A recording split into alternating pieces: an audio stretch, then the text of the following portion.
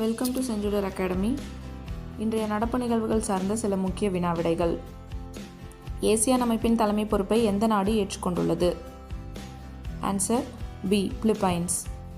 2025 ஆண்டுக்கான உலகளாவிய தீயணைப்பு குறியீட்டில் இந்தியாவின் தரவரிசை என்ன?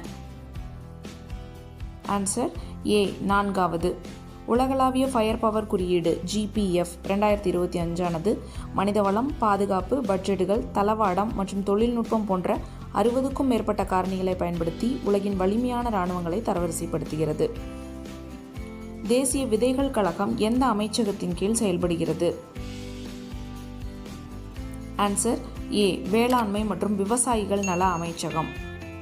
சமீபத்தில் மத்திய வேளாண்மை மற்றும் விவசாயிகள் நலத்துறை அமைச்சர் புதுதில்லியின் பூசா வளாகத்தில் தேசிய விதைகள் கழகத்தின் மேம்பட்ட விதை பதப்படுத்தும் தொழிற்சாலையை திறந்து வைத்தார்.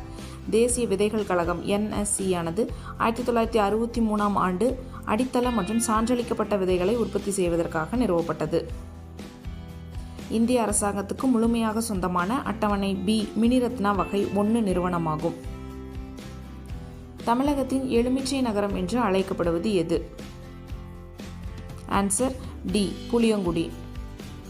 புவிசார் குறியீடு பெற்ற தமிழகத்தின் தென்காசி மாவட்டத்தில் உள்ள புளியங்குடி எலுமிச்சை முதல் முறையாக பிரிட்டனுக்கு ஏற்றுமதி செய்யப்பட்டுள்ளது.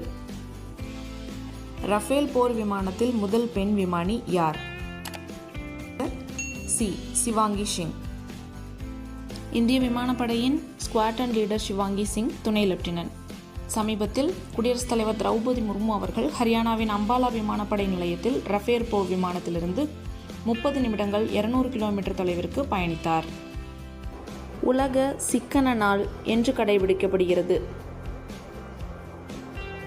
Answer C, October 30. Thanks for வாட்சிங்.